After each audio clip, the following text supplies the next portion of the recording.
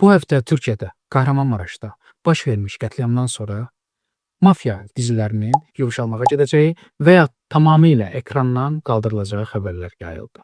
Abart. Sizcə bu cinayətlərin qarşısını alacaq? Türkiyə və Azərbaycan uşaqlarının, gənclərinin TV və sosial mediadan təsirləndiyi danılmaz fakt.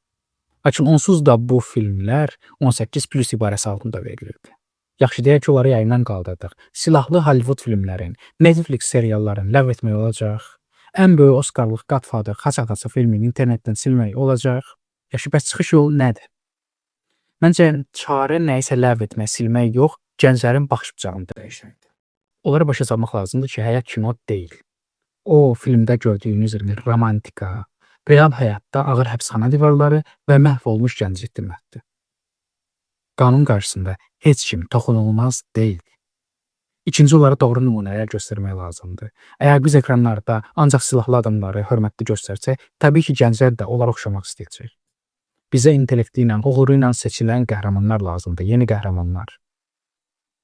Üçüncü, özümüz başa düşməliyik ki, boş vaxt təhlükəlidir. Gənclərin enerjisi çoxdur. Bu enerjini idman zallarına, kurslara, faydalı işlərə yönətməsək, küçə bu boşluğu özü dolduracaq. Məsələ pultla nəyisə söndürmək deyil.